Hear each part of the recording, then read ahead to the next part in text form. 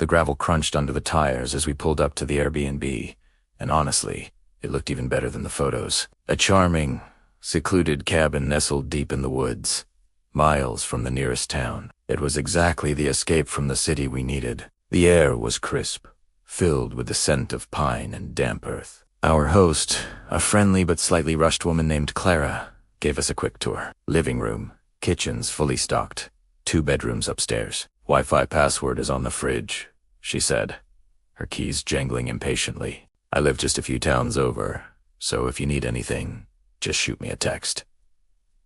But I'm sure you'll be fine. It's very peaceful here. She gave a thin smile, hopped in her car, and drove off, leaving us in a profound, almost unnerving silence. The quiet was the whole point, right? But as the sun began to dip below the tree line, that perfect silence started to feel heavy. That first evening was idyllic. We made dinner, opened a bottle of wine, and sat by the fireplace, the crackling flames casting dancing shadows on the wood-paneled walls. It was perfect. When we went up to bed, I remember double-checking the front door lock. A city habit, I guess. The house was old, full of creaks and groans, but we chalked it up to its rustic charm and drifted off to sleep. The next morning, though, things started to feel a little off. I came downstairs to find a single light on in the hallway, one I was sure we had turned off. Then my girlfriend, Maya, asked if I had moved her book from the nightstand to the coffee table. I hadn't. We shrugged it off. Maybe I forgot about the light.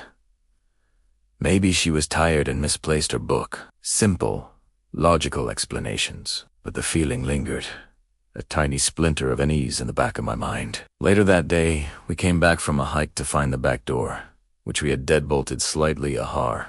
"Did you unlock this?" I asked Maya. She shook her head, her eyes wide. "I thought you did." We blamed a faulty lock, but we were both a little quieter that afternoon. The house no longer felt like a cozy retreat. It felt like it was watching us. The real terror began that night. You woke up around 2 a.m. to the sound of footsteps, not the gentle creaks of an old house settling, but deliberate, soft steps on the hardwood floor downstairs. I held my breath, listening. Maya was sound asleep beside me. My heart hammered against my ribs. It had to be the wind, or an animal outside. I told myself to go back to sleep, but then I heard it again, closer this time. A floorboard right outside our bedroom door groaned under a slow, measured weight. I was frozen, every muscle in my body screaming. Then, a faint whisper, too indistinct to make out the words, but undeniably human. I thought of Clara, the host. Did she say she lived nearby? Maybe she had a key. Maybe she came back to check on something. But at 2 in the morning, without calling, that didn't make sense. The silence that followed was somehow worse than the sounds. I lay there for what felt like hours, staring at the sliver of darkness under our door, waiting. From the corner of my eye, I caught a flicker of movement in the hallway's deep shadows, a shape that was there 1 second and gone the next. By morning, I had convinced myself it was all a nightmare, a product of an overactive imagination in an unfamiliar place. The next day, the facade of normalcy completely shattered. Maya went to get a sweater from her suitcase in the spare bedroom, a room we hadn't used at all. She came out a minute later, her face pale. "You need to see this," she whispered. I followed her into the room. The bed, which had been perfectly made when we arrived, was now a mess of tangled sheets and blankets, a deep impression left in the pillow, as if someone had been sleeping there just hours ago. On the nightstand was a half-eaten apple and a glass of water. Our blood ran cold. This wasn't a quirk of the house. This wasn't our forgetfulness. Someone else had been in this room. Someone had been sleeping just one door down from us. We immediately checked our own things. Nothing was stolen, but things were subtly disturbed. The food in the kitchen had been rearranged. A can of soup we hadn't bought was sitting on the counter. The realization hit us like a physical blow. Someone wasn't just breaking in. They were living here. With us. Suddenly, a noise from the basement. A loud thud, followed by the metallic scrape of something being dragged across the concrete floor. We looked at each other, eyes wide with panic. We weren't alone, and whoever it was in the house with us right now. Panic is a cold, sharp thing. It strips away all rational thought, leaving only the primal instinct to survive. We were trapped. The intruder was in the basement, and the only way out was through the front door, right past the basement entrance. Every shadow in the house now held a potential threat. Every creak of the floorboards was a footstep. We realized they had been watching us. They knew our schedule. They knew when we left for our hike, when we went to bed. They had been moving through the house like a ghost, just out of sight.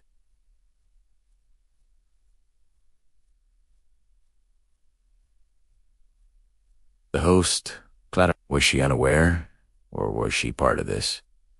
Was this some twisted setup? We had no way of knowing and no time to figure it out. Our phones had no service this deep in the woods. The landline on the wall was dead. We were completely cut off. The quiet we had craved was now our prison.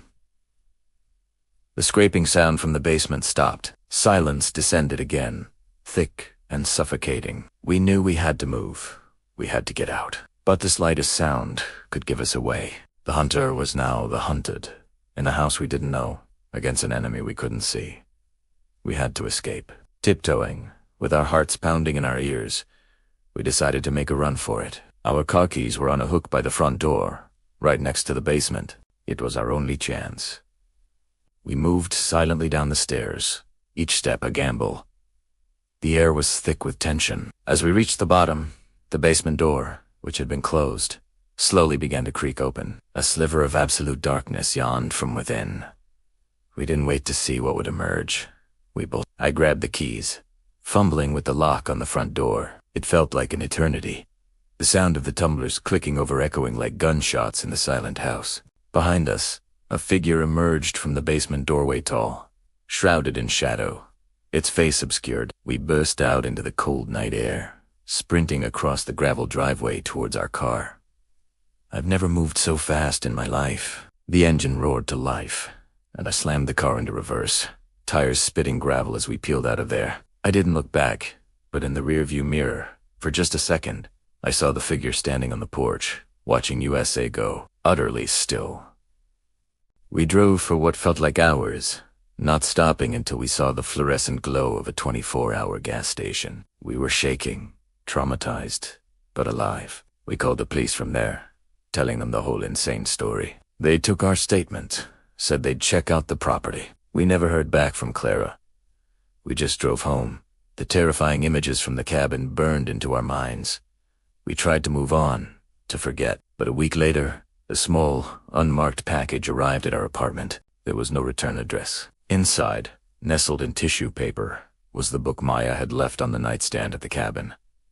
Tucked inside its pages was a single photograph. It was of me and Maya, sleeping peacefully in the cabin's bedroom. It had been taken from the foot of our bed, from inside the room. A chill crawled up my spine that has never truly left. We moved a month later. But even now, sometimes, in the dead of night, I get the feeling that we're being watched. We escaped the house, but I don't think we ever truly escaped our uninvited guest. Thanks for listening. If you have a story like this, I'd love to hear it in the comments. Stay safe out there, and don't forget to subscribe.